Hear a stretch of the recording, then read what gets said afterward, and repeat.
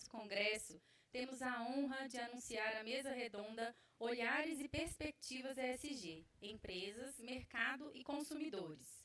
Contaremos com a mediação da Andréia Marques, que é professora e pesquisadora com atuação na Universidade de São Paulo e na Unicamp. Coordenadora ESG do Instituto Brasileiro de Governança Corporativa, Núcleo Interior de São Paulo. Sócia-diretora na Marques e Associados. Mentora na Baita Aceleradora e consultora ESG de grandes empresas. Bom dia, pessoal. Um prazer e uma honra estar aqui de volta para mediar esse painel. Olha só, um painel só de mulheres, né? Então já está mostrando. Tempos atrás, quando a gente começou nesse caminho de ESG, isso era quase impossível, né? A Ana Lúcia está aqui também há bastante tempo e testemunhou o quanto que a gente abriu de picadas na mata, né? Nesse campo novo aí. Bom, queria então, muito obrigada, e queria então começar a convidar, já que eu falei da Ana Lúcia, vou convidar a Ana Lúcia.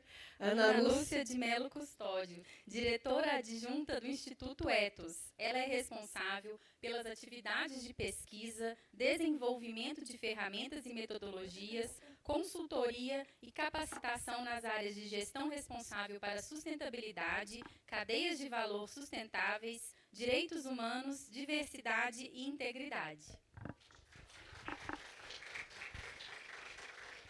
Vamos chamar também a Viviane Helena Torinelli, professora na Fundação Dom Cabral, na FIA Business School e na ENAP, com passagem pelas universidades de Cambridge e Oxford. Viviane é cofundadora da Brasf, Aliança Brasileira para Finanças e Investimentos Sustentáveis. Tem experiência em finanças e investimentos sustentáveis e é pesquisadora do grupo de pesquisa Governança para Sustentabilidade e Mercado de Baixo Carbono. E a Inês, nossa colega da Natura, vai trazer também um caso bem bacana. Inês Franck, Head de Inteligência e Gestão de Sustentabilidade da Natura Company. Atuou como gerente científica da área de pesquisa avançada na empresa Natura Inovação e Tecnologia. Tem experiência na área de indicadores socioambientais e ecodesign, trabalhando principalmente nos temas de pegada hídrica, capital natural e biomimética aplicada à inovação. Tenham todos uma excelente comunicação. Pode sentar.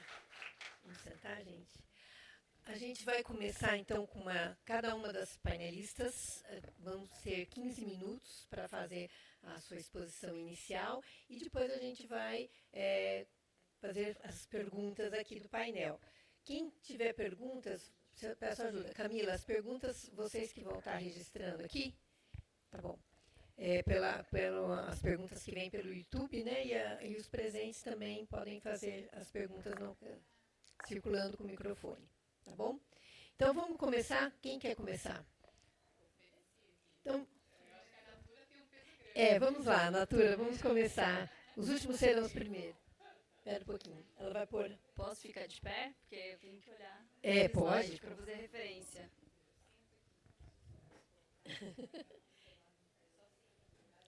Se vocês quiserem sentar um pouquinho para poder assistir também. Bom, vou ver como que eu me organizo aqui. Bom, gente, bom dia. Como já me apresentaram, eu sou Inês. Eu trabalho hoje em Natura Co. América Latina. Há 16 anos estou na Natura. Sou bióloga de formação, então tenho uma formação atípica e vou contar um pouco para vocês aí do nosso trabalho da Natura e depois eu fico à disposição para responder perguntas. Você passa para mim? Bom, primeiro só para trazer, né? Natura agora não é mais só a Natura, é Natura Co. Nós somos um grupo de empresas, hoje formadas aí por Natura, Avon, The Body Shop e Aesop. Aesop, não sei se todo mundo sabe, mas a gente acaba de fazer a venda da Aesop para a L'Oréal, o grupo L'Oréal, então ela deve migrar aí até o final do ano, sair do nosso grupo. Pode passar. E eu acho que a ideia é que são 4. Por que a gente se junta num grupo com essas 4 marcas, né? A gente tem o mesmo propósito. Vocês vão me desculpar como Natura desconfigurou todas as letras, mas não tem problema. que é a ideia de que essas 4 marcas vão nos ousar a inovar para promover impacto econômico, social e ambiental positivo, né, para a gente se tornar a melhor empresa de beleza para o mundo. Então, isso vem muito ancorado na marca Natura, que é a primeira marca, e a marca fundada aí por Luiz Seabra, e que traz esse conceito desde o início da sua formação. Pode passar para mim, por favor? Então, como grupo Natura & Co, né, nós estamos presentes em 110 países, temos mais de 4 milhões de consultoras e representantes, aí somando Natura e Avon como empresas de venda direta, 35 mil colaboradores, 3.700 lojas. Então, The Body Shop, por exemplo, é uma empresa focada no modelo de venda por loja, 36,9 bilhões em receita líquida. Pode passar? E aí, quando a gente olha a América Latina, não sei se vocês sabem como a gente é organizado, hoje o grupo é organizado por 4 unidades de negócio, é gerido por 4 unidades de negócio. A maior é Natura & Co América Latina, da qual eu faço parte. Temos a Avon International, The Body Shop International e Aesop. Em Natura & Co América Latina, a gente faz a gestão de todo o negócio da marca Natura, então todo o negócio da marca Natura está sob nossa gestão. A gente tem The Body Shop, Avon e Aesop, as operações de América Latina, nos países de América Latina. E olhando só a unidade de negócio de América Latina, a gente já está em 18 países, são 4,5 milhões de consultoras e representantes, 720 lojas, 18 mil colaboradores, e aí, né, 20 bilhões em receita líquida e um foco muito grande aí na Amazônia como uma das nossas principais causas. Aqui é super rápido um pouco do timeline, quando a gente olha aí o que a gente chama de ESG. Então, nós na Natura não usamos muito esse termo, mas é o mais usado no mercado. Nasce a Natura em 69 e a gente já nasce com o propósito, né, de olhar para essa jornada de impacto positivo, já começa a usar ingredientes vegetais. A gente lança a Refil, que naquele momento é super inovador, não existiam empresas utilizando essa tecnologia. Cronos, com já campanhas olhando a mulher bonita de verdade, então trazendo esse olhar para a mulher, essa valorização. Crer para Ver, uma marca que hoje financia o Instituto Natura, então focada em buscar financiamento para o tema de educação. A gente tem Natura Ecos em 96, uma marca que é lançada aí, trazendo os ingredientes da Amazônia, uma marca que na primeira instância hoje, para quem consome Natura, é uma marca super bem vista pelo consumidor, mas quando foi lançada existia aí uma rejeição, né, para esse tipo de produto com ingredientes verdes, ingredientes da Amazônia. Então, esses são alguns exemplos, né? Então, a gente tem aí o programa Natura Amazônia, entre 2010 e 2017, a chegada da The Body Shop e da Aesop já aqui, começando a formação do grupo. E a gente tem uma série de outras frentes, desde, por exemplo, o lançamento do movimento antirracista, o compromisso com a vida, que traz as metas 2030 para o grupo. E aqui, né, nos últimos anos, aí, alguns projetos bastante importantes, desde a Declaração de Direitos Humanos para o grupo de Natura & Co, que tem uma série de reverberações para todas as marcas, e, por exemplo, o IPNL, né, o Integrated Profit and Loss, que é uma ferramenta que depois tem um slide, que valora todos os nossos impactos para a sociedade, para o mundo, e a gente consegue trazer isso no dia a dia da gestão. Como que a gente se organiza hoje em relação a quais são as nossas escolhas, né? Então, a gente tem hoje a Visão 2050. Em 2014, a marca Natura lança a Visão 2050 com direcionadores e ambições para 2050, quais eram as escolhas que a gente tinha da nossa jornada de impacto positivo. E em 2020, a gente lança para o grupo a Visão 2030, que é o compromisso com a vida, onde a gente traz, olhando os principais desafios da sociedade, quais eram os compromissos que a gente se colocava aí no âmbito de 2030, já puxando um pouco das forças de cada uma das 4 marcas que fazem parte do grupo. Então, a Avon, com uma muito forte aí na causa de violência contra meninas e mulheres, empoderamento feminino, câncer de mama. Natura com as 3 causas, Amazônia Viva, mais beleza, menos lixo, cada pessoa importa. The Body Shop, trabalhando muito a questão de comércio justo, uma marca mais ativista. E Aesop aí com um olhar muito de educação, cultura e alfabetização. Hoje, esse é o framework que a gente tem de escolhas e compromissos externos, o que não é exaustivo, a gente tem uma série de outras agendas, mas isso é um framework que a gente traz com compromissos claros e que a gente faz a gestão internamente para garantir que a gente alcance os desafios de 2030 e 2050. Pode passar para mim? Quando a gente olha a visão 2030, que é hoje a parte, como a gente fala com o mercado, a gente trabalha em 3 pilares. Então, a gente tem o pilar de enfrentar a crise climática e proteger a Amazônia, onde a gente trabalha muito a agenda de carbono e toda a agenda de advocacy para a região amazônica. A gente tem o pilar de circularidade e regeneração, muito focado aí nos nossos produtos e como que a gente cria produtos cada vez mais regenerativos e que sejam, né, que tenham o âmbito circular de uso de materiais sustentáveis. E o pilar de defender os direitos humanos e sermos muito humanos, mais humanos, trazendo um pouco dessa agenda social.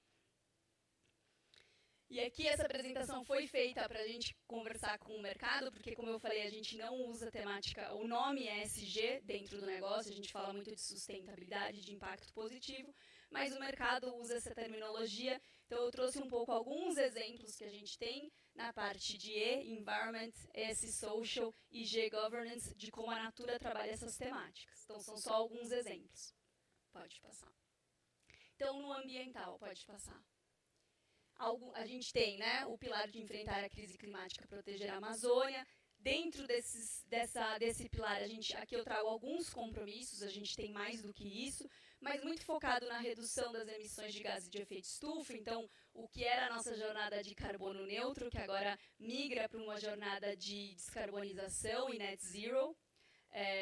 A mobilização pelo desmatamento zero pela Amazônia. Então, a Amazônia é uma causa super importante para a Natura e como a gente desenvolve a região, não só a partir de relação comercial com as comunidades das quais a gente desenvolve por lá, mas também uma agenda importante política de advocacy na região. E metas aí com base na ciência para a biodiversidade, olhando aí muito para o protocolo de Nagoya e para as últimas discussões que têm sido feitas aí em âmbito internacional. A gente tem o programa Natura Amazônia, né, que foi lançado em 2010 e que tem uma governança e uma gestão muito ampla dentro da organização, onde a gente busca muito a conservação da floresta a partir da nossa atuação como um negócio. A gente tem uma relação muito forte com as comunidades, então eu fui muitos anos da área de P&D e nossos times, a gente tem times dedicados aí e presentes. A gente tem o Ecopark, a fábrica em Benevides, onde a gente está muito próximo das comunidades com as quais a gente se relaciona. Nós já desenvolvemos 41 bioingredientes que fazem parte da nossa paleta para incorporar nos nossos produtos e uma série de parcerias que vem aumentando aí ao longo dos anos. E até 2030 a gente ambiciona aí contribuir com a conservação de mais de 3 milhões de hectares, compartilhar 60 milhões com as comunidades e aumentar o fluxo de receita das comunidades, ampliando aí o nosso uso de bioingrediente. Então, esses são alguns dos compromissos que a gente tem e que a gente gera internamente. Ecos, né, é uma marca bastante conhecida, imagino que a maioria de vocês já deve ter visto nossa marca Ecos, é uma marca que, como eu falei, nasce num contexto onde não existiam esses tipos de produto no mercado, existiu uma rejeição para esse tipo de produto. Muitas das nossas linhas elas vêm por safra, então eu lembro que no começo, quando a gente lançou, o produto ele entrava e saía do portfólio e o consumidor não conseguia entender que existe o conceito de safra, a gente não consegue ter esses ingredientes sendo trabalhados sustentavelmente com fornecimento ao longo do ano.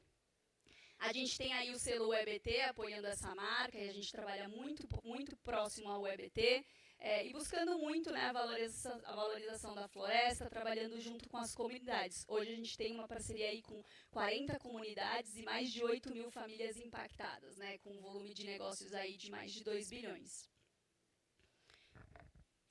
Vocês vão me avisando, né? Tá bom. Então, programa Natura Carbono Neutro, então é o ano que eu entrei na Natura, em 2007. Naquele momento a temática de carbono também estava começando a ser discutida. A gente naquele momento já lança um programa bem estruturado, olhando aí tanto a parte de inventariar as emissões, quanto um programa de redução dessas emissões, mas também compensação. Então, era uma época onde carbono neutro era a forma como a gente atuava dentro dessa temática. Hoje a gente já começa a discutir uma agenda de descarbonização, muito próximo aí do Science Based Targets e o SBTi, e trabalhando aí para a gente conseguir entregar esse net zero aí até 2030. Né? Então a gente tem uma série de projetos apoiados no âmbito de compensação. Hoje é um programa Natura que deve estar em expansão aí para abarcar as operações de Avon, considerando que a gente está em processo de integração de marcas. O case de carbono circular, então a gente também trabalha essa temática de projetos de offsetting e compensação com as nossas comunidades. Então, como é que eu não compro um crédito, mas eu gerencio dentro da minha própria cadeia e eu estimulo para isso acontecer dentro da minha própria cadeia de valor. Então, junto com o RECA, que é uma comunidade muito próxima nossa, de bastante tempo de relação. Pode passar. E aí, olhando para o segundo pilar, a gente olha muito produtos, então a gente ambiciona aí uma circularidade total das nossas embalagens, com ingredientes naturais, fórmulas biodegradáveis, e obviamente a gente investir cada vez mais em soluções regenerativas, que é hoje, né, a nova ótica que a gente vem discutindo, como é que o negócio pode trazer regeneração, né? Não é mais reduzir o impacto, é a gente gerar impacto positivo, a gente regenerar todo o nosso sistema. Pode passar. Daqui eu trago o exemplo do programa Elos, então quando a gente olha a temática de logística reversa, então a gente tem uma série de parcerias com cooperativas, recicladores e fabricantes. A gente fala que esse ainda é um tema pouco trabalhado, né? Muito conhecida aí a nossa relação com as comunidades agroextrativistas, mas o âmbito do que é o tema de reciclagem no Brasil é tão complexo quanto, né? É uma população muito marginalizada, cadeias não estruturadas, então isso aqui também demanda muita dedicação dos nossos times para a gente construir essas cadeias, garantir que isso é feito de uma forma correta, de a gente tem realmente uma relação direta. Né? Hoje a gente já tem aí uma relação com 25 cooperativas e a ideia é que, obviamente, a gente ambiciona a gente ter 100% dos nossos produtos retornando de alguma forma ou recebendo algum tipo de tratamento para a gente ter 100% da circularidade de tudo que a gente coloca de produto no mercado. Pode passar. Uhum. Esse aqui talvez alguns não conheçam, porque ele ainda não é vendido na venda direta, mas a gente tem alguns cases, né, buscando aí inovação de produtos. A gente tem uma linha de produtos em barra, que é o Natura Biome, que nasceu com uma startup americana chamado Mango, para a parte de embalagens. Então, são materiais de embalagem de captura de metano. E são produtos que a gente começa a testar aí nesse lugar de produtos circulares e produtos diferentes que a gente pode colocar no mercado, que a gente consegue trazer um conceito mais sustentável. Pode passar. Eu vou passar mais rápido aqui. Aqui a gente tem o pilar de direitos humanos e sermos mais humanos. Então, obviamente, a gente olha tanto para o público de colaboradores. Então, a gente não se chama de funcionários, somos colaboradores de todo esse grupo. Onde a gente olha igualdade de gênero, inclusão de grupos subrepresentados e salário digno. Então, isso é uma discussão muito forte hoje que a gente tem no mercado, que é qual que é a renda que cada indivíduo precisa ter para ter uma vida digna. Então, a gente trabalha essa métrica internamente. E a gente olha também a nossa rede, nosso público de consultoras e representantes e como que a gente também alcança living wage para elas, né? E, obviamente, a intolerância contra a violência dos direitos humanos na nossa cadeia de valor. Pode passar. Então, aqui são alguns números olhando para nosso público de colaboradores. Hoje a gente já tem 50% de mulheres na alta liderança e 35% no conselho. Né? A gente já alcançou aí living wage para o nosso público de colaboradores e a gente ambiciona aí aumentar cada vez mais a presença de grupos subrepresentados. Consultoras e representantes, né? Também aí temos 4,7 milhões de consultoras de beleza, que a gente chama hoje, estamos no processo de integração. Agora a consultora vai atender a Avon e Natura, a mesmo pool de consultoras. E a gente tem aí uma série de trabalhos junto com elas, não só pelos institutos Natura e Avon, mas também por todo o trabalho que a gente faz junto com elas nas áreas de negócio. Pode passar, porque eu tenho pouco tempo. E aí, um pouco olhando o terceiro pilar, o pilar de governança. Pode passar. Como que a gente faz isso, né? Hoje, o time de sustentabilidade, que se chama COI, é um centro de expertise, eu tenho pouco conhecimento de como funcionam em outras empresas, mas assim, na Natura somos muito cientistas, então é um grupo grande de cientistas que temos hoje olhando a temática de sustentabilidade. A gente se organiza dessa forma, então hoje nós temos áreas especialistas, gerências dedicadas, então temos uma gerência que olha para direitos humanos, uma que olha para a jornada de carbono e circularidade, uma Amazônia e biodiversidade. O meu time é o time que gerencia a parte de estratégia e inteligência, então faço toda a gestão de todos esses indicadores e garantir que está todo mundo em linha e evoluindo isso. Temos, obviamente, dentro da Natura, uma série de pessoas em todas as áreas parceiras, então temos pessoas dedicadas em suprimentos, temos pessoas em finanças, então a gente precisa disso. A sustentabilidade na Natura não é feita pelo grupo de sustentabilidade, nós somos quem dá um direcionamento e, obviamente, pessoas alocadas aí nos negócios e geografias para garantir que isso acontece de forma fluida. Nós temos uma agenda forte de accountability e compromissos públicos, então, desde a nossa certificação B, que estamos em processo de recertificação, índices empresariais como ISE, ICO2 e Dow Jones, estamos agora retomando o Dow Jones, compromissos de todas as frentes, então além daqueles compromissos, a gente tem também compromissos assinados de circularidade com a Fundação Ellen MacArthur, e obviamente uma série de frentes que temos, desde Sustainability Linked Bonds e uma série de frentes em andamento. Então, é uma agenda bastante intensa que a gente tem para garantir aí, já estamos acabando, para garantir que a gente está avançando. Em questão de governança interna, nós temos isso ligado diretamente pelo bônus dos colaboradores, então nosso bônus de final de ano, se a gente não atende às métricas de sustentabilidade estabelecidas, não tem bônus para absolutamente ninguém na companhia. E isso tem um bônus para todos os colaboradores e um bônus específicos com a meta de carbono, de transição climática para alta gestão. E eu monitoro aí toda a parte de gestão integrada e acompanhamento, que eu faço reporte direto para o comitê executivo e para o conselho. Pode passar. E esse aqui acho que é o último, então, a parte do IPNL, é a nossa frente mais inovadora hoje em relação à governança, onde a gente tem um modelo matemático que a gente coloca e roda todos os anos, onde a gente consegue colocar em valor monetário aí qual que é o nosso impacto positivo ou negativo dentro de 3 capitais: capital humano, capital natural e capital social, para a gente poder aí direcionar a empresa nas melhores decisões. Esse aqui ele não está atualizado, porque a gente acabou de lançar os resultados de 2022, mas em 2021, para cada R$1 de receita gerado, a gente gerou 1,5 de impacto positivo. Esse ano a gente reporta que para cada R$1 de receita gerado, a gente gerou 2,7 de impacto positivo. Tudo isso é mensurado, isso é totalmente público, como a gente faz o cálculo. Então, isso é uma coisa super importante para nós. E eu acho que, por último, a última mensagem que a gente traz e que a gente discute, João Paulo, nosso CEO aí para a América Latina, traz que é a próxima fronteira da regeneração e que a gente tem que entrar na era da cura. Então, a Natura tem essa jornada histórica, não é uma construção que foi feita em 1, 2, 3, 10 anos, vem de 50 anos, né, de consistência e de começar um passinho por vez. Então, a gente vai olhando um pedaço da jornada por vez. E eu acho que é importante, né? Uma jornada super importante aí para qualquer empresa seguir. E é isso. Desculpa, eu devo ter dado uns 3 minutos.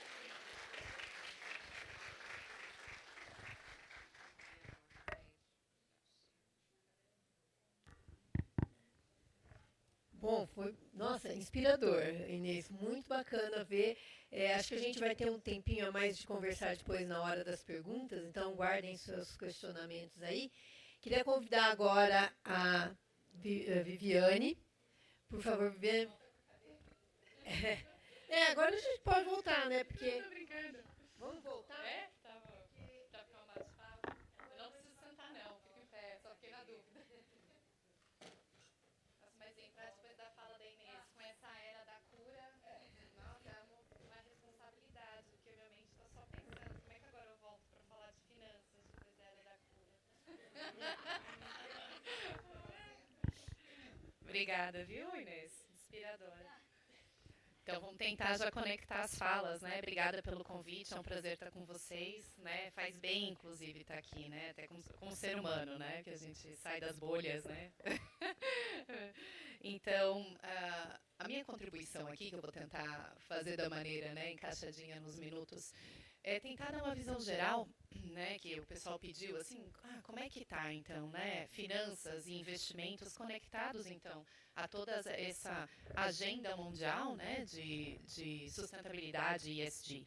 Então, o que a gente está vendo aí, por exemplo, né, que foi o pedido, seja na parte de tendências, né, de regulamentação, seja no acesso a crédito e a investimentos, e seja também na parte aí de inovação e tecnologia, né? Então, por exemplo, também fintechs, né, ESG, o que a gente consegue ver e como é que isso pode, então, fomentar e aumentar o impacto em empresas grandes, médias, pequenas e, claro, em última instância, na gente como sociedade, né? Todo mundo ganhando positivamente o impacto real positivo dessa agenda em todos nós, né? Então, assim, começando um pouquinho, como eu falei, para dar uma visão geral de contexto, né? Coisas que a gente está vendo aí, tentando botar num resumo aqui para a gente, o que a gente está vendo acontecer no mundo e no Brasil, né? Então, não sei até que ponto todos estão acompanhando, né? A gente está vendo algumas evoluções grandes aí numa discussão de carbono, né? Então, a gente vê, por exemplo, projetos de lei em Congresso avançando relacionados a mercado regulado de carbono, né? A gente vê aí consultas públicas, por exemplo, há 4 dias atrás, uma consulta pública que saiu da CVM, né, falando também aí junto com o IFRS, que dita as normas de como as empresas, né, vão dar transparência a isso, né? Por exemplo, a Natura está lá com toda a sua jornada rumo a net zero, né? Mas como é que vai mostrar seus projetos e seu alinhamento? Então, os projetos aí de descarbonização, tem uma consulta pública aí para poder a sociedade, né, e os experts poderem opinar em como vai ser feita aí toda essa contabilização e demonstração. Tem também pública, tá? Toda a informação que eu estou dando aqui é só tentando fazer in a nutshell, né? Resumindo aí o que está acontecendo. A gente vê aí ações de mobilização de uma taxonomia nacional, uma taxonomia de finanças sustentáveis. Tá, Viviane, eu não entendi nada do que significa. Então, o que é uma taxonomia? Vamos tentar enquadrar claramente o que é verde, o que é marrom, o que é amarelo, né? Ou seja, a gente precisa direcionar esse dinheiro, né? Então, assim, direciona como? Como é que a gente evita o que se fala greenwashing, que é aquela empresa ou aquele projeto que diz que é verde ou que diz que é socialmente alinhado e não é, né? Então, a taxonomia ela vem para tentar contribuir para essa discussão, né? De separar joio do trigo. Então, há essa iniciativa em andamento, né? Várias informações públicas a respeito, nacionalmente, mobilizando diversos players de governo e tivemos também várias, a gente falou ali também, falei de consulta pública em CVM, né, como regulador de mercado financeiro, mas lembrando então que toda empresa de capital aberto, né, tem suas demonstrações aí seguindo essas normativas, então há um efeito cascata, né, então que se pretende através dessa transparência que isso chegue, né, de maneira mais clara o que acontece dentro da corporação, que chegue para o público externo e claro que você cria um ciclo positivo aí de controle e estímulo. A CVM tem algumas resoluções, né, que podem ser acompanhadas, tem a resolução 175, que também vai dar, também na parte de fundos de investimentos, uma orientação também do que é um fundo de investimento que se diga ESG, né, porque a gente viu, por exemplo, esse movimento na Europa. Se você pegar a lista do crescimento dos fundos ESG, você pega e vê assim, uma curva, daí de repente ela cai. Aí você diz, meu Deus, deu errado? Não deu errado, começou o controle. Começou a realmente poder assinar, né, a cobrança para dizer o seguinte, cara, isso aqui não é ESG, isso aqui não é verde. Então, é isso também um movimento que a gente pode ver acontecendo aqui também, né? Além disso, temos também iniciativas, por exemplo, SUSEP, na parte de seguros. A resolução, o nome dá medo, é 666, ninguém vai esquecer.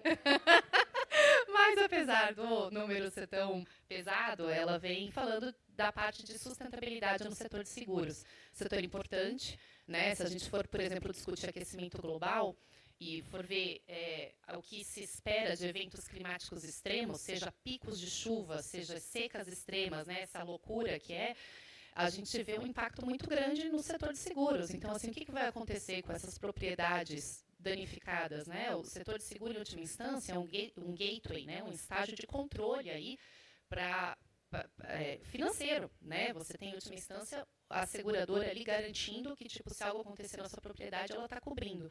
Mas e como é que está o risco dentro desse setor de seguros também? Isso está sendo ponderado, planejado? Eles vão estar aí para arcar quando precisarem, né? Isso está sendo considerado?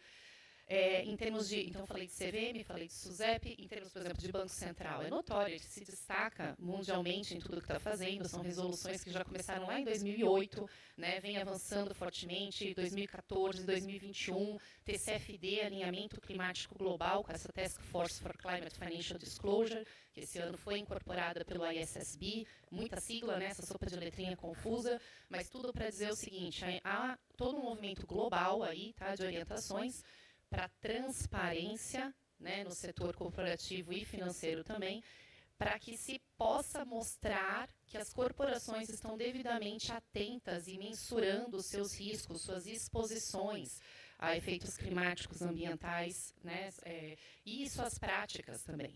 Né? Então, isso aí a gente vê de evolução. Se perguntar o seguinte, tendências, né? A gente estava falando muito clima, e a Natura está aqui porque a Natura está na vanguarda, né? Mas a gente vê a questão de biodiversidade, vai para além da questão climática. Então, quando a gente começa a falar de natureza, então, isso está, por exemplo, quando eu falei TCFD, essa letrinha que está associada às demonstrações das empresas, tem uma outra, que é TNFD, Task Force for Nature Financial Disclosure.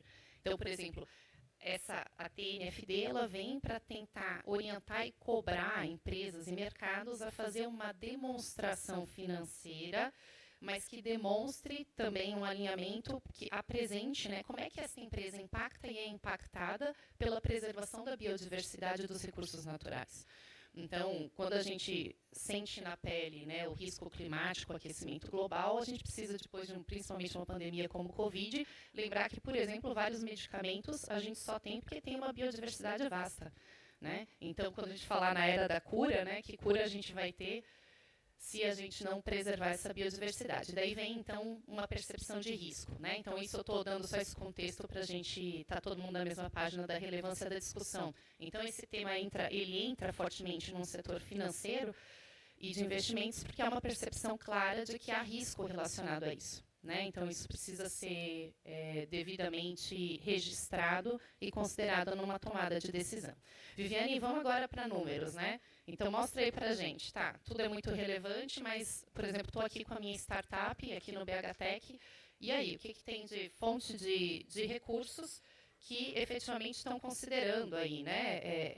Essas empresas, projetos e soluções que contemplem os fatores ESG nas suas iniciativas. Então, vou pegar um fato recente agora, né? Quem acompanhou a Cúpula da Amazônia deve ter visto que 19 bancos públicos de desenvolvimento de países amazônicos, aqui a gente tem BNDES e o BID, firmaram um acordo para oferecer 4,5 bilhões em financiamentos para negócios considerados sustentáveis ambientalmente na região da Amazônia.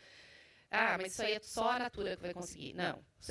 O foco desse projeto é microempreendedores individuais e pequenas e médias empresas da Amazônia Legal.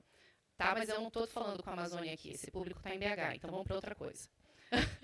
A gente tem que lembrar também que no âmbito de governo, né, o que está sendo discutido mundialmente, eu já vou chegar no projeto local, no Paris Agreement, quem ouviu falar daquele acordo de Paris, né, a gente se comprometeu, os países se comprometeram com as NDCs, né, a mobilizar recursos para esse tema. E para que os países em desenvolvimento possam mobilizar isso, houve um comprometimento de um fluxo de recursos norte-sul, então países desenvolvidos para em desenvolvimento. Viviane, de quanto dinheiro estamos falando? Estamos falando de 494 bilhões de reais, em média, 100 bilhões de dólares por ano, que deveria estar entrando aqui. Viviane, está entrando totalmente? Não está entrando totalmente. Tem toda uma discussão, e isso é foco de COP, foi foco de Bonn, agora do encontro também, mas está entrando. Tá? A gente vê que os recursos estão entrando, não quer dizer que a meta, e inclusive como aferir essa totalidade ainda está em discussão. Então, há espaço, há gap nessa entrega, mas há fluxo vindo. Como esse fluxo está saindo, então? Onde achar esse dinheiro aqui no país? Alguns recursos institucionais, né, governamentais aí para ir atrás. Fundo Verde do Clima, Então, via saindo o Ministério da Economia, tá? Tem o Fundo Verde do Clima, é só para empresa grande, não. Projeto micro de até 10 milhões de dólares, milhões. Projetos de até 10 milhões de dólares, pequenos, médios e grandes acima de 250. Então, isso aqui tem bastante informação pública aqui para quem quiser olhar pela internet. Tem também o Fundo Clima do BNDES, esse é vinculado ao Ministério do Meio Ambiente, projetos de até 80 milhões a cada 12 meses, então também está lá.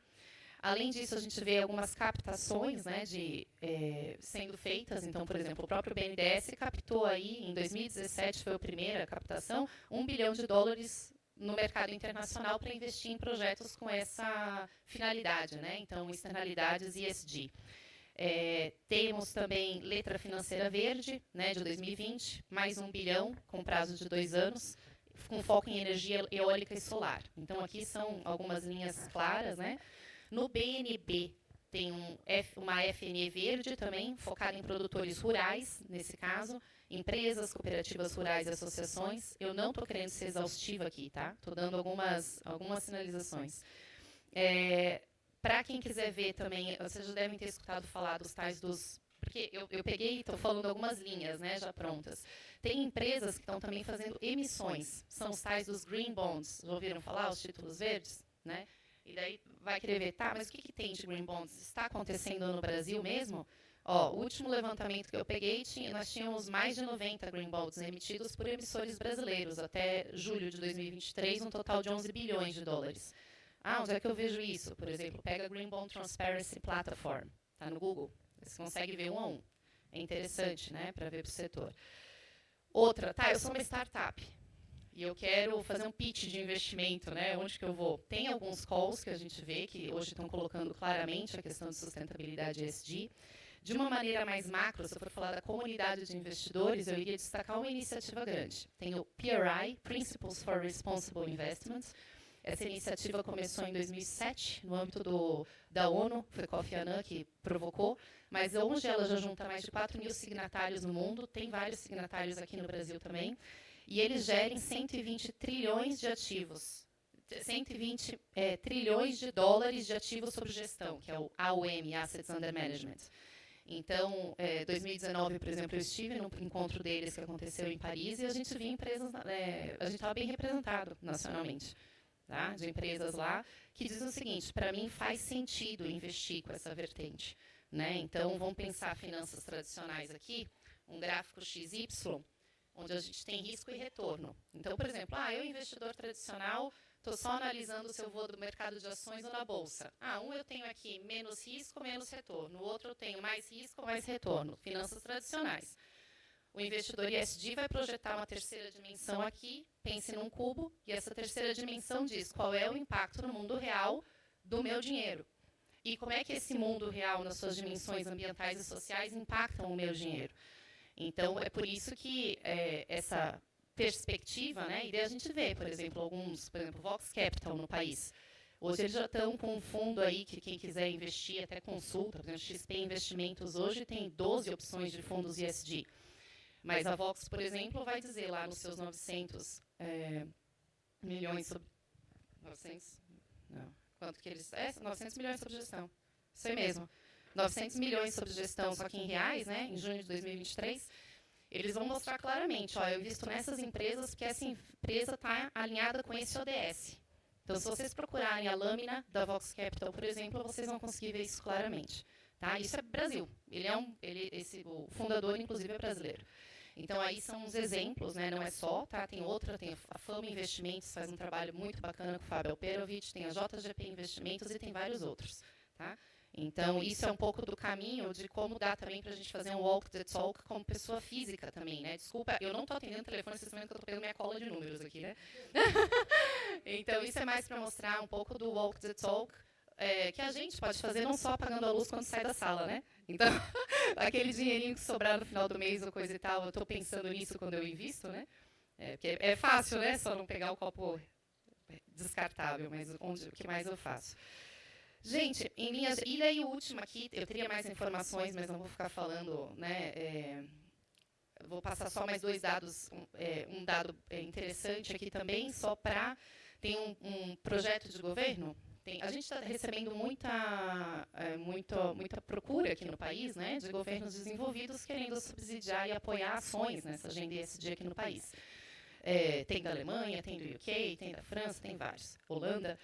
E um de relatório público, né, que é do Brasil UK Green Finance Program, que eu tive a honra de poder ter contribuído na banca da comissão científica em 2020, foi publicado no relatório que o investimento em infraestrutura sustentável esperado para o país de 2020 a 2024 é da ordem de 3,5 trilhões de reais. Então, isso também é um pouco de sinalização de oportunidade. Então, estou pensando em inovação. Então, vou começar com inovação sustentável. Né? O dinheiro está com esse carimbo.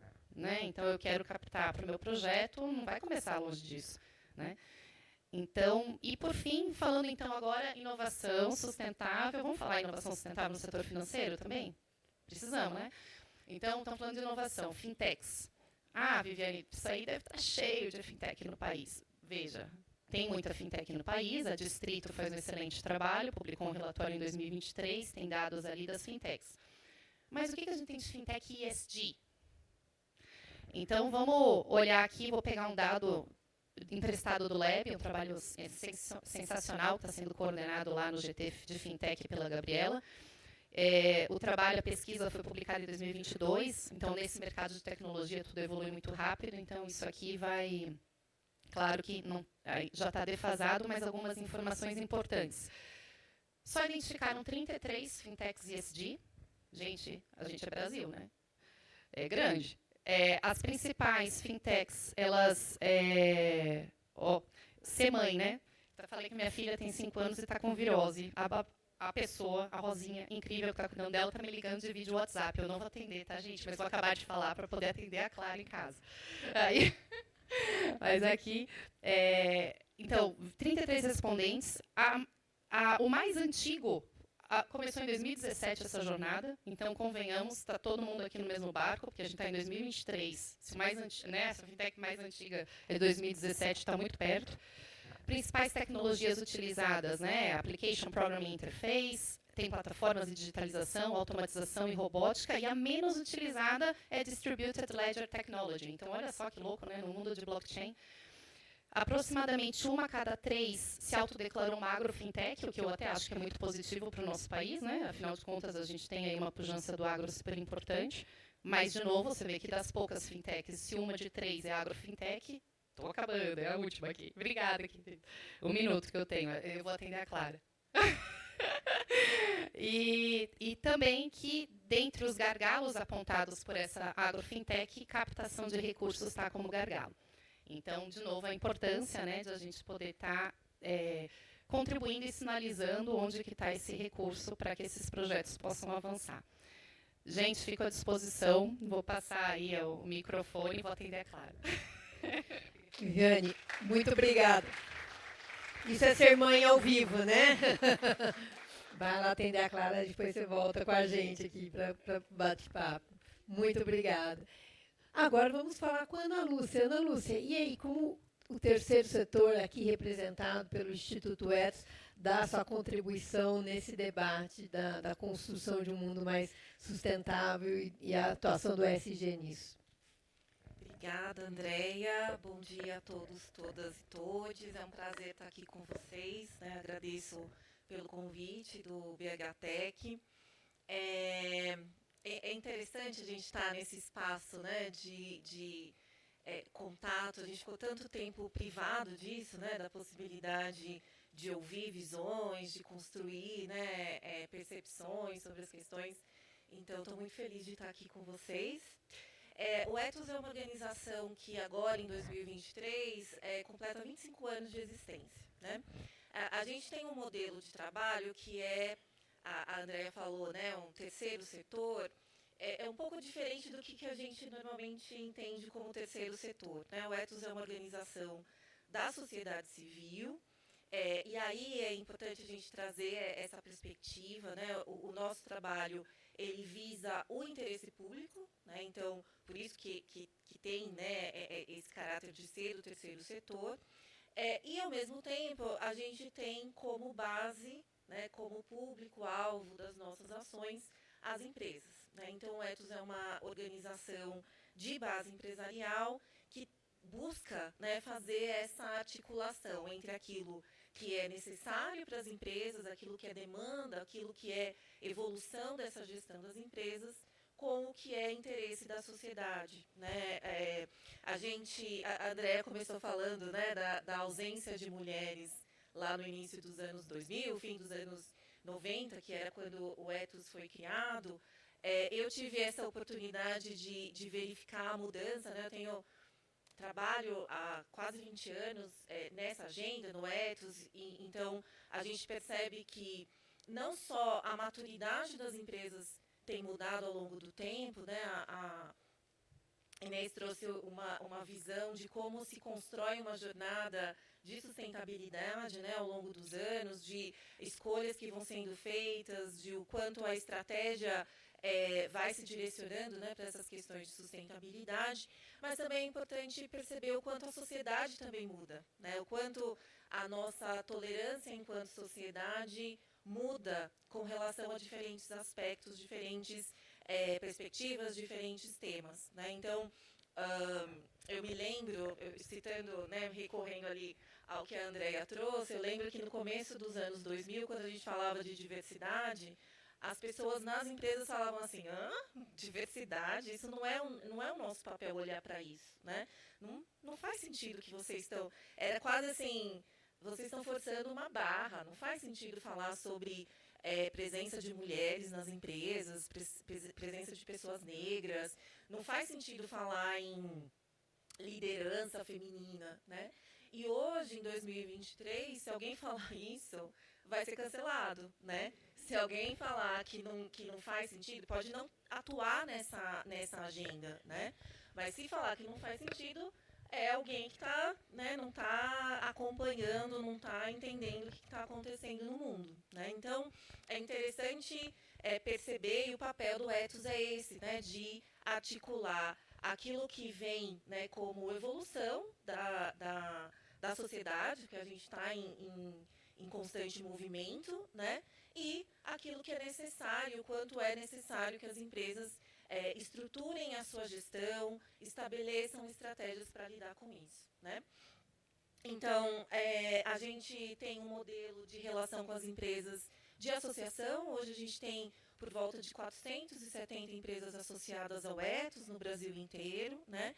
É importante dizer que na região sudeste a gente acaba tendo mais empresas associadas, né? Empresas de grande porte, médio, pequenas empresas se associando ao Ethos, né? Acho que esse é um movimento que demonstra que é algo que é relevante, que pode fazer sentido para empresas de diferentes portes, mas também já um movimento de empresas que são estimuladas, induzidas por seus clientes para olharem para isso, né? Que assim a visão de cadeia de valor, de cadeia de suprimentos também de alguma maneira passa, né, a se desenvolver, a estar mais presente nas relações comerciais com as empresas de diferentes portes, né? Se em determinado momento esse era um tema visto, não que a gente acreditasse nisso, né? O Ethos tem trabalhos para pequenas empresas desde 2002, 2003, né?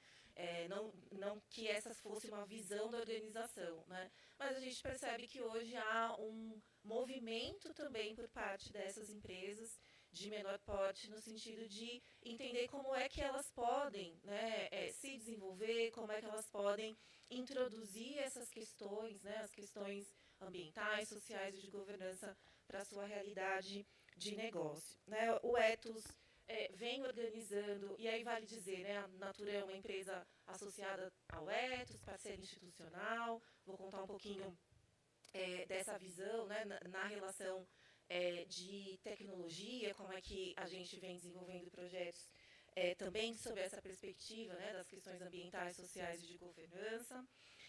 Hoje a gente estrutura a nossa gestão em 4 grandes focos temáticos, né, a questão de direitos humanos como princípios, né, como é que as empresas podem respeitar os direitos humanos, o que isso significa na prática, e incluindo, né, a questão que eu trouxe brevemente, né, da inclusão, da diversidade, diversidade, equidade e inclusão, que a gente tem usado mais recentemente. A questão ambiental, com foco em clima, né, e sabendo que a gente divide de forma didática, né, mas a gente sabe que existe uma relação bastante grande entre questões ambientais e sociais, né? A gente sabe que quem vai sofrer, né, quem já está sofrendo os maiores impactos das mudanças do clima são as populações mais vulneráveis, né? Então, é também uma visão nossa, né, trabalhar de forma mais sistêmica, né? Quando eu falo dessa articulação, é a gente pensar, né? Então, estamos olhando para clima, mas sim, né, tem uma série de ações que precisam ser feitas e direcionadas para as questões das mudanças climáticas, mas a gente não pode perder de vista a questão da justiça climática, né? O quanto os processos de adaptação, os processos de como, né, as organizações, poder público, as empresas lidam com isso, né, e quanto a gente está, de fato, olhando também para as populações que tendem, né, a ser mais afetadas em função das mudanças climáticas, né? Também trabalhamos num eixo de integridade, né, que tem relação com a questão de governança, né, mas sob uma perspectiva de a integridade, né, não só que a gente ouve muito falar do compliance, né, do compliance de integridade ou do compliance anticorrupção. A gente entende que a integridade, sim, né, passa por questões dessa conformidade legal, mas também passa por essa perspectiva, né, da cultura de integridade, como é que uma empresa, como é que os seus empregados, seus colaboradores podem lidar melhor, né, e serem mais responsáveis na atuação com seus diferentes públicos, diferentes partes interessadas. E aí, por último, né, a gente tem um eixo que é chamado de gestão para o desenvolvimento sustentável, que ele está mais ligado à questão de como fazer, né, porque acho que acho que tanto a Inês, a Viviane também trouxe a questão, né, da mensuração, da avaliação, da parametrização, né, a necessidade que a gente tem de entender objetivamente quais são os resultados alcançados pelas empresas, e esse é um trabalho que a gente desenvolve no Ethos, né, a gente tem ferramentas, metodologias voltadas para essa perspectiva de como é que, tanto em termos, né, de avaliação, quanto em termos de compreensão dos desafios, como é que eu posso avançar, a gente desenvolve projetos, né, um deles se chama Indicadores Ethos. Os indicadores Ethos, eles foram desenvolvidos e são, né, renovados, reinventados desde 2000. Mais recentemente, agora, no ano passado, a gente lançou uma nova versão desses indicadores, né, fizemos um ciclo de aprendizagem para testar mesmo, para verificar o quanto, de fato, esses indicadores estão respondendo àquilo que é demanda das empresas e àquilo que é necessidade da sociedade, né? Tivemos a participação da Andrea nesse processo, colaborou com a gente, né, na revisão da versão que agora já está disponível para as empresas na nossa plataforma. Esses indicadores, eles são direcionados, eles têm, né, um recorte que é para o uso de pequenas e médias, um recorte para grandes empresas, né? A ideia é que a gente consiga estabelecer um passo a passo, né? Os indicadores, eles são organizados em níveis de maturidade. Então, eu consigo compreender qual é o meu nível de maturidade, se eu não tenho nada direcionado para aquela ação, ou se eu tenho, de alguma maneira,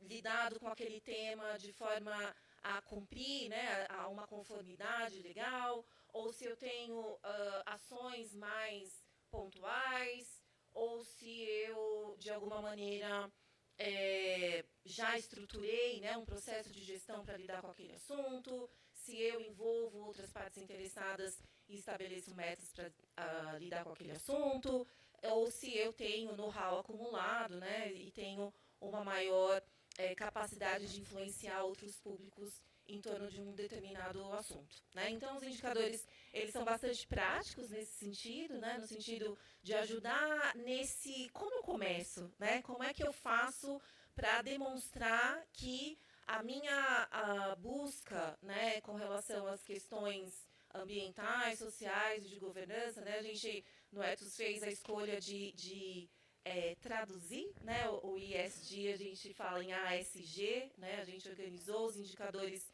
para esse ASG, não só para trazer para o português, mas também para pensar o ASG naquilo que é relevante para a nossa realidade, né? Porque numa diretriz internacional, questões como as nossas, né? O Brasil é um país que tem a maior desigualdade, um dos países, né, mais desiguais do mundo. Então, a desigualdade, ela é um tema, né, para as empresas que atuam no Brasil.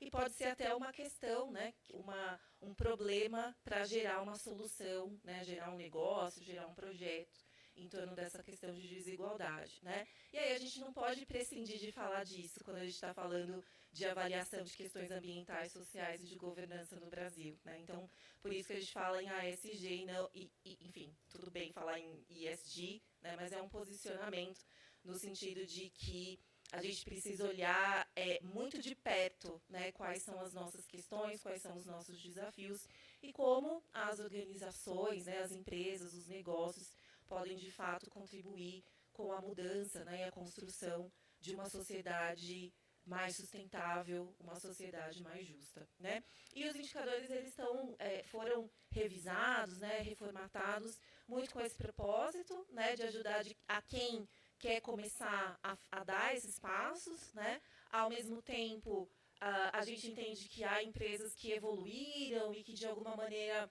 precisam ser, né, a Viviane, acho que foi a Viviane que usou essa expressão, né, de separar o joio do trigo. Então, a gente entende, né, que há a necessidade de também, né, ter uma maior credibilidade para as empresas que estão lidando com esse assunto de forma séria, né, de forma responsável. E aí, esse ano, a gente passa também a conferir um reconhecimento público, né? E aí, claro, são as empresas que de alguma forma já estão avançando mais, já estruturaram a sua gestão, e aí a ideia é que a gente possa reconhecer, né, e dar visibilidade positiva àquelas empresas que avançaram, demonstrando que é possível fazer esse caminho, né? Porque às vezes a gente, eu gosto de citar esse exemplo, na nossa agenda de integridade, por exemplo, o Ethos tem uma parceria com o CGU, que é voltada para a avaliação dos sistemas de integridade da empresa, né? O Proética, selo Proética, que já existe há bastante tempo e que reconhece, né, a evolução das empresas e a consistência dos seus sistemas de prevenção e combate à corrupção, né? E aí, acho que mais de 4 edições, a gente tem pequena empresa sendo reconhecida no Proética, né?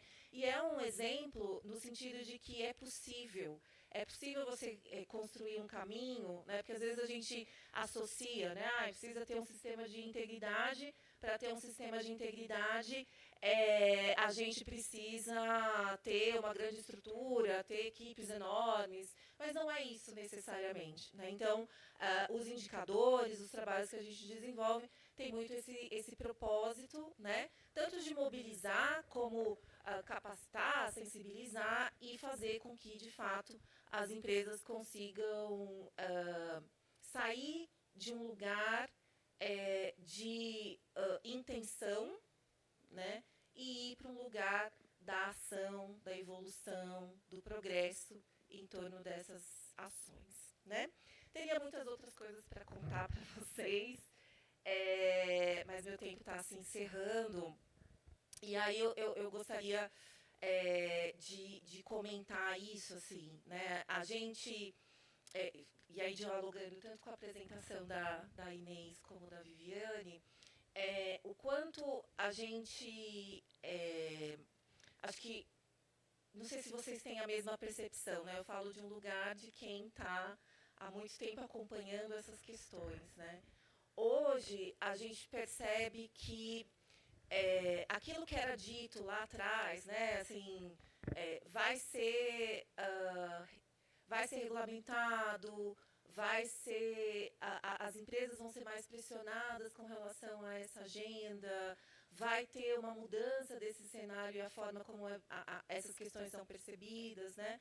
Hoje, tanto sob essa perspectiva das empresas, como sob a perspectiva da sociedade, a gente percebe que é necessária e é fundamental, né, a ação.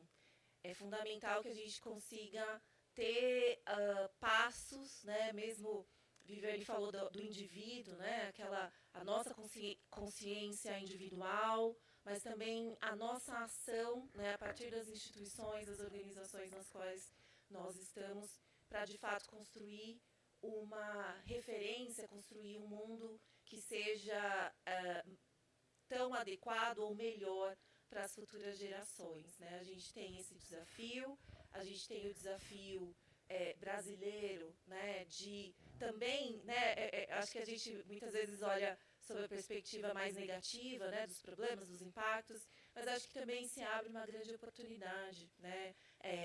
Acho que a gente está num espaço, num lugar que demonstra, né, a potência que há, né, da inovação, da criação de novas soluções, de novos projetos, de novos negócios, né? Então, acho que a gente está indo num caminho que pode, né, nos gerar uma nova possibilidade e novas perspectivas e um novo futuro, né, para as nossas gerações, nossas próximas gerações, né? Mas a gente precisa, desde já, fazer escolhas certas, orientar, né, os nossos negócios para que, de fato, a gente consiga sair desse campo, né, das ideias, do que a gente vai conseguir alcançar e efetivamente alcançar. Então, agradeço a vocês, fico à disposição para esclarecimento de dúvidas e conversar com vocês também. Obrigada.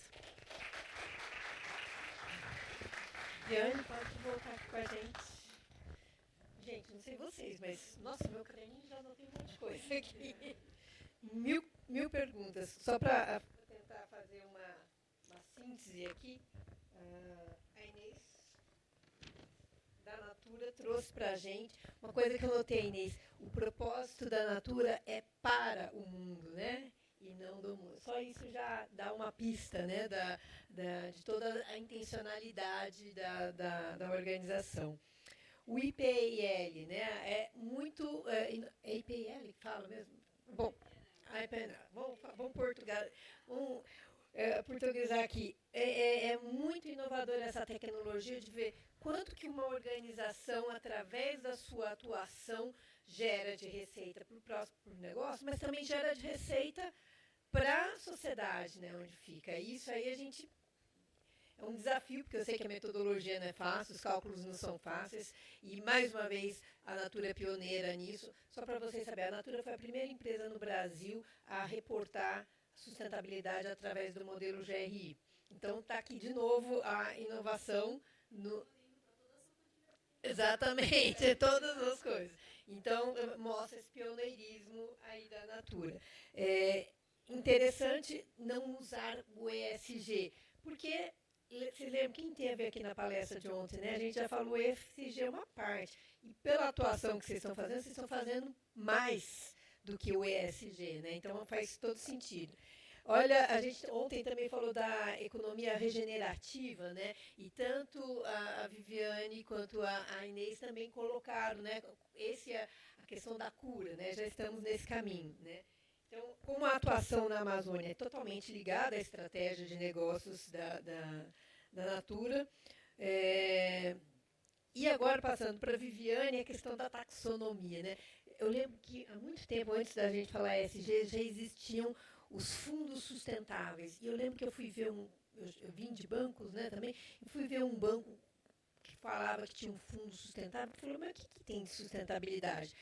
A sustentabilidade que ele falava que a taxa de administração do fundo, que era 3,5%, que era um absurdo, que era muito acima, uma parte dessa taxa de administração era destinada a instituições de caridade. Exato! Eu falei, quem que é? Né? Então, assim, só para dar um exemplo de quão útil, quão importante que é essa taxonomia, essa classificação mesmo. E aí ela comentou de CVM, SUSEP, Bacen, né? E a transparência, né, da gente monitorar a importância de monitorar esses diversos riscos. Por isso que existem tantos frameworks para atender aos investidores, aos bancos, que precisam entender quais são os riscos do negócio. A questão das tendências da biodiversidade. Biodiversidade é um tema cada vez mais importante. Né? E olha só, para os empreendedores, aqui citou várias fontes de recursos, várias linhas que estão atreladas às questões de sustentabilidade. Né? Fundo Verde do Clima, Fundo Clima do BNDES, os bondes, né? Agora citou o XP, Vox Capital, e a importância da gente também, enquanto pessoa física, ter esse olhar, não só enquanto organização. Os projetos do governo com organizações internacionais para também trazer dinheiro para isso, né? As agrofintechs. E depois, por fim, o ethos, né? Trazendo essa bonita trajetória já de 25 anos, né? E a evolução que a gente tem percebido na sociedade. Às vezes a gente fala com muita felicidade, né? E às vezes eu falo com muita frustração, porque a gente ainda está aqui, ainda estamos precisando, que a nossa comunicação não está sendo tão efetiva, né? E a gente está agora numa emergência climática, já sentindo os efeitos dessa emergência climática. Mas, sim, de fato, vamos olhar para as coisas boas que aconteceram, todos esses avanços na sociedade como um todo, né? Falou, então, do tema da diversidade. Os eixos de atuação, direitos humanos, integridade, meio ambiente e a parte de gestão para o desenvolvimento sustentável, aí com os indicadores ethos, a questão do pacto pela integridade, né? E chamou a atenção para o que eu chamo de tropicalização da agenda, né? Da gente olhar, porque vários frameworks internacionais trazem as suas carências de origem. Quando a gente olha para Estados Unidos e Europa, a grande carência lá era a questão ambiental, né? Então eles não estavam muito preocupados, porque não era o grande gargalo, apesar das ondas migratórias terem levantado essa pauta lá também. Mas aqui a pauta social é muito importante, e a gente precisa dar bastante ênfase nas questões de desigualdade, como ela colocou. Então, agora eu passo às questões, né, da nossa audiência. Mas antes de chegar à questão aqui, eu já queria colocar uma coisinha para cada uma. Né? Queria que a Inês falasse um pouquinho de uma iniciativa, que a gente sabe que a Natura tem, que é a Natura Startup. Né? Acho que é um tema que interessa aqui ao nosso grupo também. Se pudesse brevemente, porque eu sei que a gente está com o horário meio estouradinho, mas acho que são informações importantes. Conta um pouquinho para a gente da Natura Startup. Bom, vamos lá. Natura Startups é um programa que vem aí de um programa de há bastante tempo aí que nós temos de relação com as diferentes comunidades de financiamento.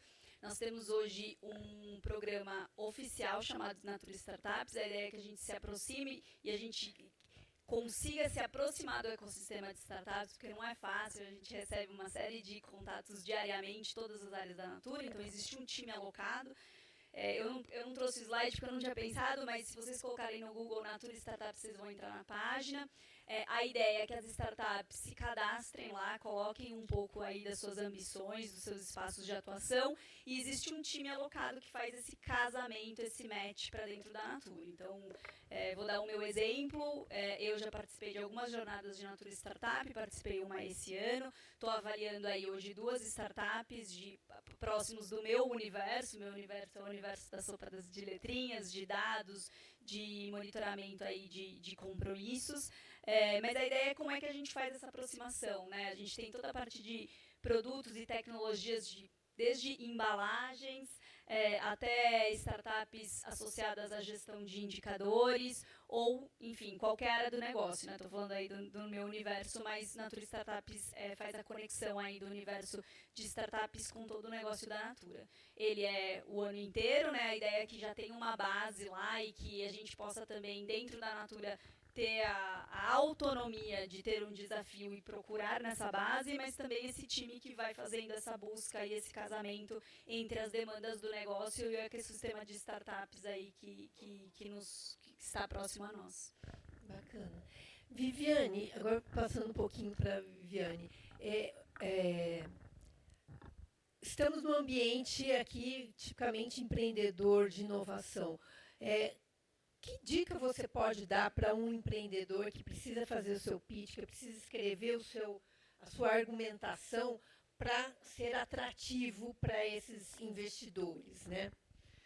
Que responsabilidade, né, gente? Justo eu que até já tentei empreender aí uma outra coisa, mas... Não, agora falando do outro lado, por exemplo, eu estou em algumas iniciativas onde eu sento do outro lado, né, na seleção. Então, eu acho que a primeira coisa, por óbvio, né, é tentar deixar o mais claro possível os benefícios, né, que o projeto está gerando nessas dimensões. Então, clarificar isso.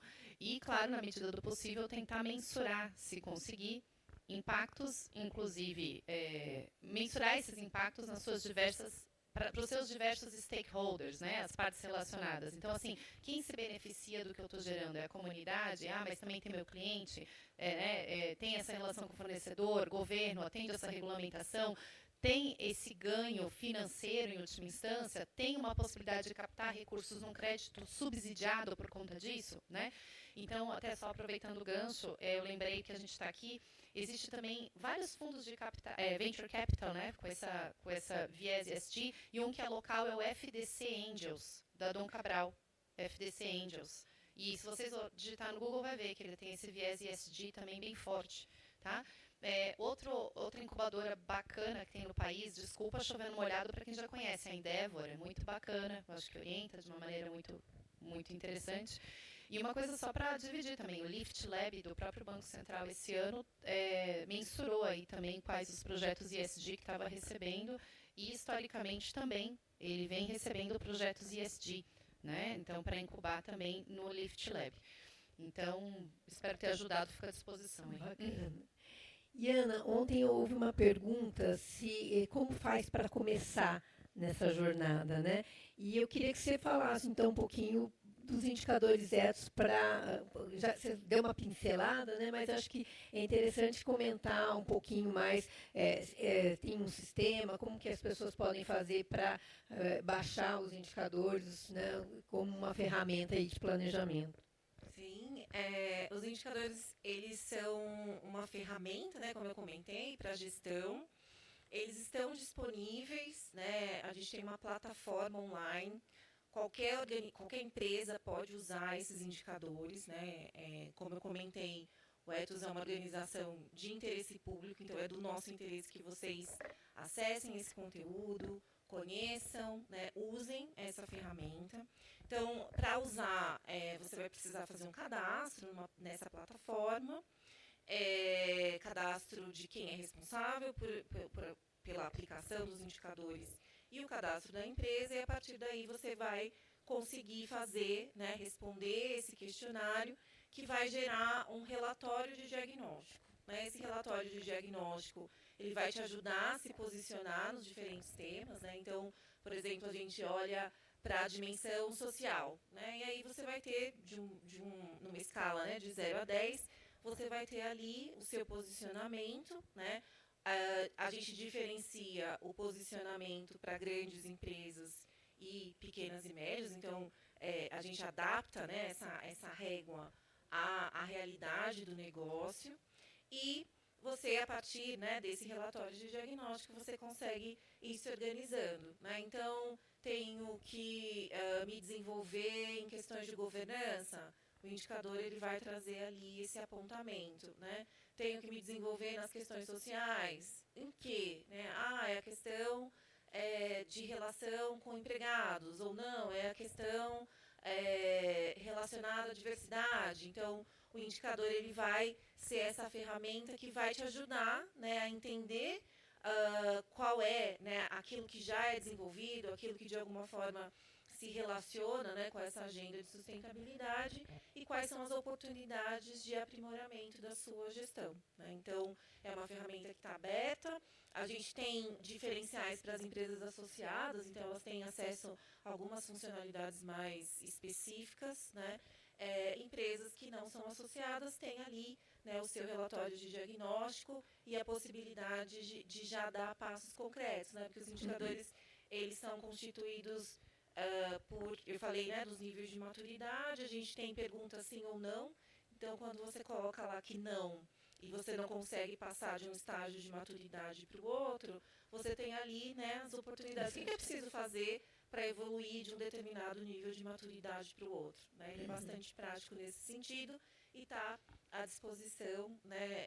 Vou deixar um contato que é indicadores@ethos.org.br. Se vocês tiverem qualquer dúvida, né, é só entrar em contato com a gente. Legal. E agora estamos abertos a questões de você. Vamos lá. Tem um microfone.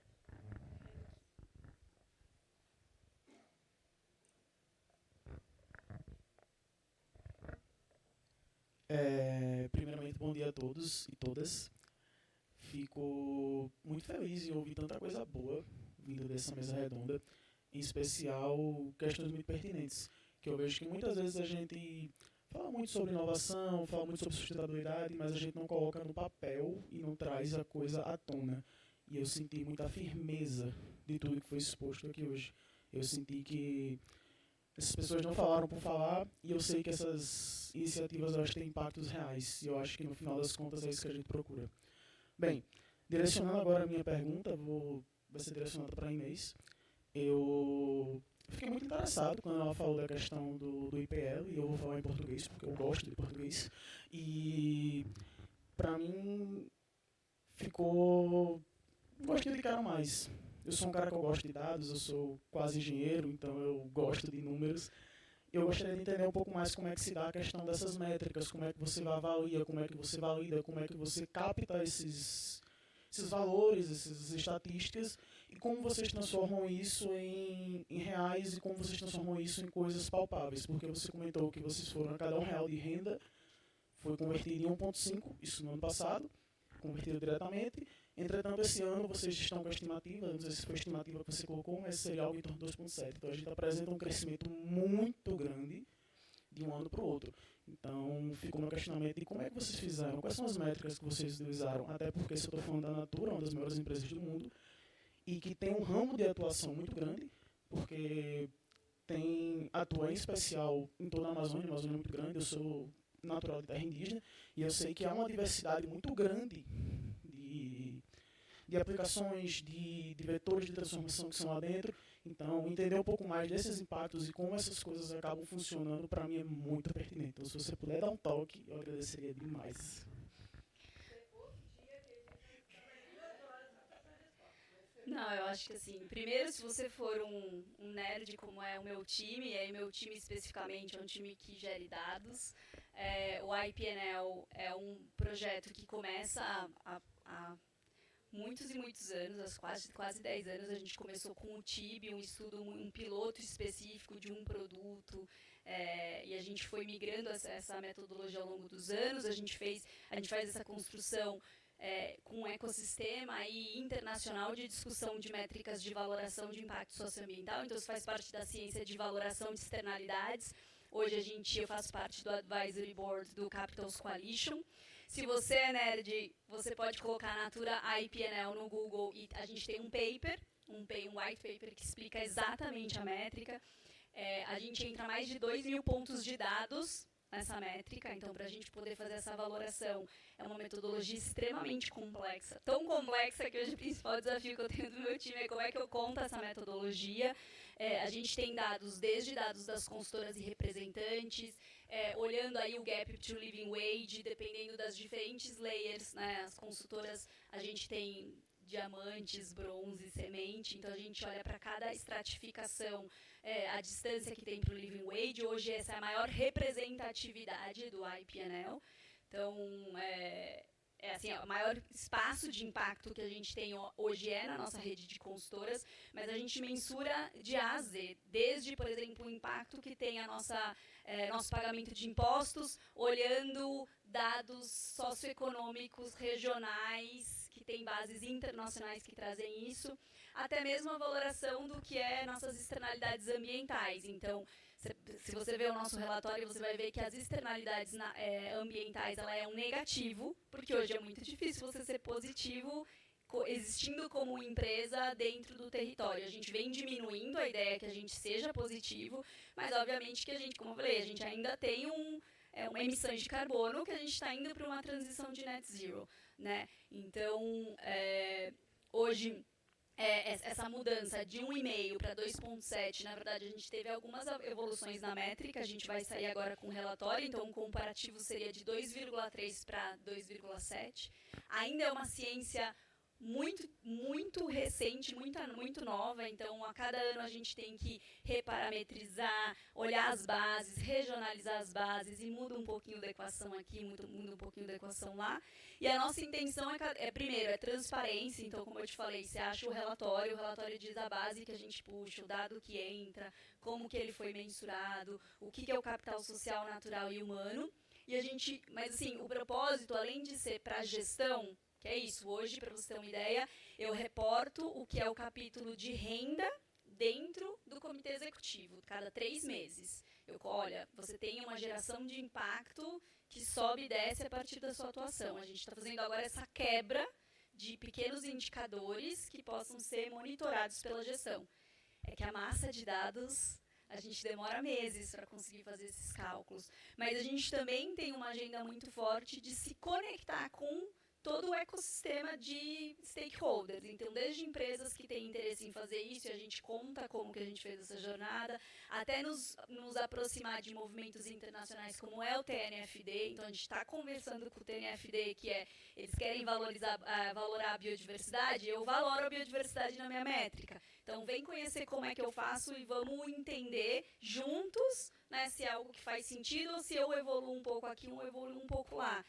O mundo dos investidores, então a gente também está se conectando, eu estou começando conversas com o IFRS, então assim, de pouquinho em pouquinho, a ideia não é ter uma métrica nossa que a gente reporta e a gente diz que a gente faz isso, como é que a gente estimula para que as pessoas façam esse tipo de análise, né? Porque hoje é isso, eu venho de 2007, onde o que todo mundo usava era toneladas de carbono, e o nosso impacto não está só no aquecimento global, está na falta de água, está na condição humana que a gente dá para o nosso fornecedor, para o nosso colaborador. Então, é um universo. Como é que, no melhor possível, você consegue ter uma leitura de qual é o seu impacto, com prós e contras, porque dados são dados, a gente tem que ir evoluindo, né? Ele traz a realidade até onde a gente consegue, para a gente poder fazer escolhas. Onde é nosso maior impacto, onde são as maiores alavancas. E para você ter uma ideia, é um projeto que hoje ele é coliderado entre sustentabilidade e finanças.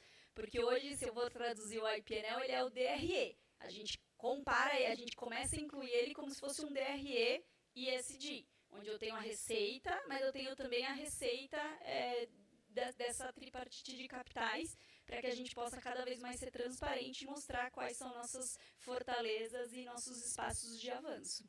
Mas, assim, é uma conversa super complexa, mas a gente tem uma série de materiais públicos para você poder estudar um pouco mais e estamos aí à disposição.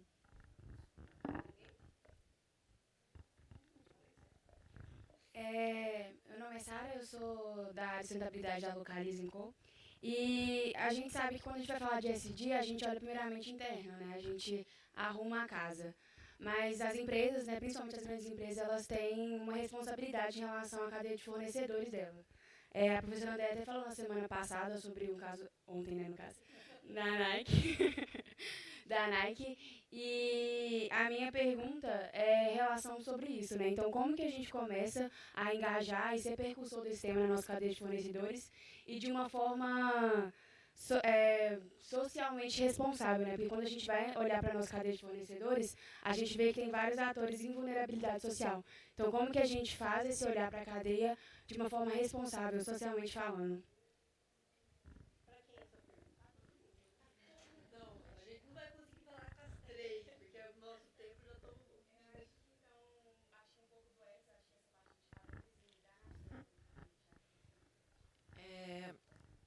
A gente vem desenvolvendo, né, metodologias de trabalho com cadeias de valor. A gente fala em cadeia de valor, mas o fato é que ainda, né, o modelo ele está mais concentrado nessa relação com fornecedores, né? E tem sido interessante aplicar essa metodologia muito a partir, claro, tem vários elementos que você vai construindo, né, na gestão da cadeia de suprimentos, a questão, né, do due diligence, a avaliação, né, algum tipo de auditoria de terceira parte. A gente tem focado bastante no desenvolvimento, né? Então, a grande empresa, usando o seu poder de influência para que os seus fornecedores consigam, de alguma maneira, se ajustar, né, assumir uma visão, né, assumir a estratégia de sustentabilidade para o seu negócio. E aí tem sido interessante, acho que na medida em que a gente avança nas preocupações, na compreensão e nas demandas, né, das diferentes instituições, da sociedade, a gente observa que esse é um canal, né, a relação que a empresa estabelece com seus fornecedores tem essa capacidade de ampliar, né, o impacto, de dar celeridade a algumas questões. Então, a gente tem recentemente trabalhado alguns projetos de cadeia de valor, que o formato é, claro, né, você vai, como fornecedor, aprender o que é isso, né, se não tem alguma ação, vai fazer um diagnóstico com os indicadores, vai ter um plano, vai estruturar um plano de ação, mas chega no momento em que o fornecedor é convidado a atrelar, né, as suas metas de sustentabilidade às metas de sustentabilidade daquele cliente, né, e a gente tem observado o que isso significa, né, em termos de real mudança, né, porque claro, é importante se desenvolver, mas é importante que a gente consiga dar passos concretos, a gente consiga ter desempenho de fato, né, alinhado com metas de sustentabilidade. Isso tem sido bem importante, né, no sentido de muitas das questões elas se dão, né, eu comentei brevemente com vocês a questão das desigualdades, por exemplo, e a gente sabe que algumas dessas elas vão se dar na relação que a empresa tem com os seus colaboradores, o seu público interno, mas muitas vão se dar na relação com a comunidade, na relação com a cadeia, né? Então, esse formato de estabelecer metas, alinhar isso e ter um avanço como em cluster, né, de uma cadeia tem sido bastante interessante observar.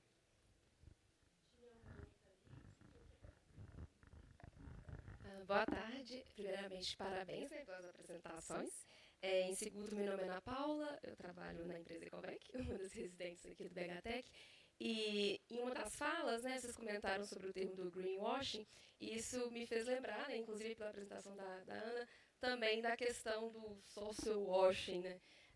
Se eu não me engano, tem uma ISO, me corrija se eu estiver errada, que é da responsabilidade social, acho que é 26.000, e o que a gente vê muito, né, eu acho que a maioria das empresas, é que tem muita diferença, né, em relação ao que é de fato uma responsabilidade social, que muitas empresas colocam como os valores, né, das empresas, e o que isso difere de voluntariado, né? Aí eu acho que talvez a minha pergunta seja mais direcionada à Ana, se puder esclarecer isso melhor, né, essa diferença do que é uma ação voluntariada, né? Eu ajudei uma empresa, uma pessoa em situação de vulnerabilidade social. Isso não é necessariamente, não posso usar isso como marketing de responsabilidade social, né, que tem os requisitos. Aí minha pergunta é mais nesse sentido. Se puder, né, poder desmistificar isso para a gente. Obrigada, viu? Obrigada a você pela pergunta. A gente muitas vezes tem essa confusão, né? E aí não é no sentido de diminuir a relevância, né, e o papel das ações sociais, do voluntariado, né? Mas de fato a atuação responsável e socialmente responsável, ela dialoga com tudo aquilo que foi de alguma maneira apresentado aqui, né? A gente está falando de uma relação que se estabelece, né, a partir de princípios éticos, princípios de transparência, a relação que a empresa estabelece com seus diferentes públicos, né, e estabelece com a sociedade. Então, claro que em alguma medida isso pode se dar, né, numa relação com uma comunidade. A gente viu isso acontecer, né, durante a pandemia, o quanto foi necessário, né, ter ações ágeis, mais voltadas para essa contenção dos problemas, né, da solidariedade que, de alguma forma, precisou ser despertada ali, né, mas a gente não para aí. A gente está, quando a gente fala de uma atuação responsável, a gente está falando dessa atuação que previne e combate a corrupção, a gente está falando de uma relação que estabelece, né, a visão do negócio se dá, né, na relação com os diferentes públicos. A Inês trouxe a questão, né, da relação das comunidades tradicionais, isso é uma atuação socialmente responsável, e também se dá na relação com esses diferentes públicos, né? Eu comecei falando um pouquinho sobre a atuação em direitos humanos. Quando a gente fala de direitos humanos, a gente tem, né, diferentes papéis na relação com os direitos humanos, né? Quem protege os direitos humanos é o governo, é o Estado.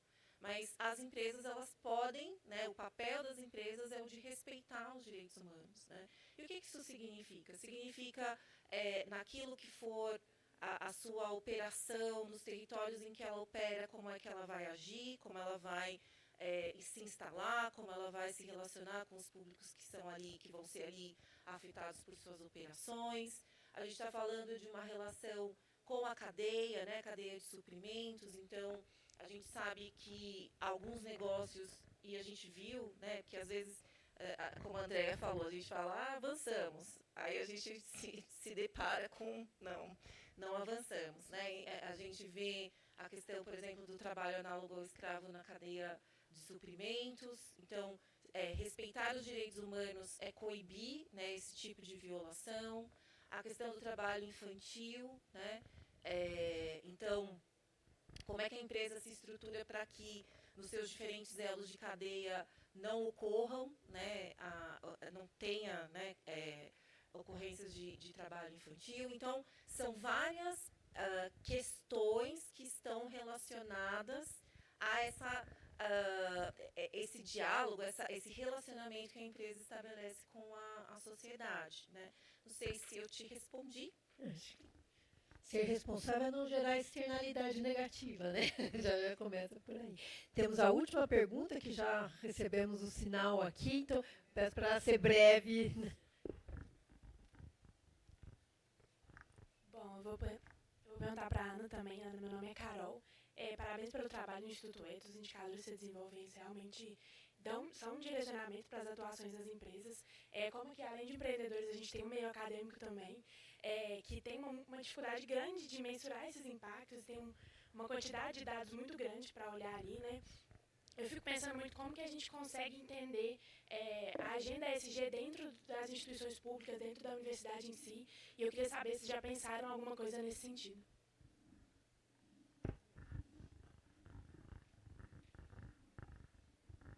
Obrigada pela pergunta. Durante muitos anos, o Etos teve um programa chamado... gente, perdi o nome. Era o prêmio, mas era a questão da liderança do futuro. Futuras lideranças, alguma coisa assim. E a gente desenvolvia o prêmio Etos Valor, né?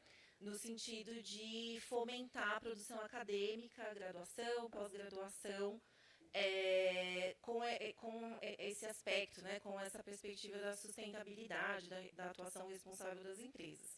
Hoje a gente não tem um programa dedicado, né, apesar de a gente sempre buscar essa colaboração, né, seja via disponibilização de dados, claro que preservando, né, a identificação das empresas, porque a gente tem esse compromisso com a confidencialidade dos dados individuais das empresas, mas a gente tem essa busca, né, colaborações com a academia, parcerias. Hoje a gente tem um programa de pós-graduação com a Universidade Presbiteriana Mackenzie, lá em São Paulo, né, muito nesse sentido de não fechar 100% o diálogo com a academia, né?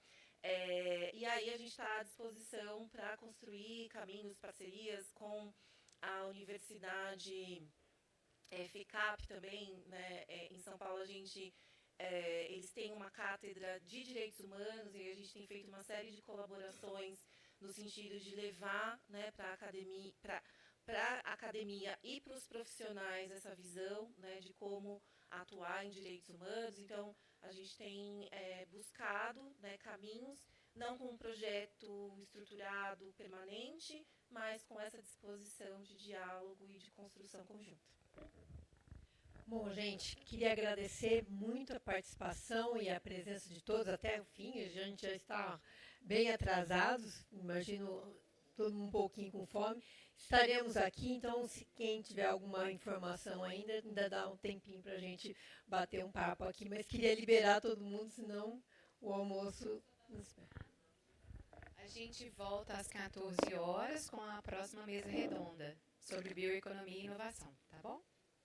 Obrigada, pessoal.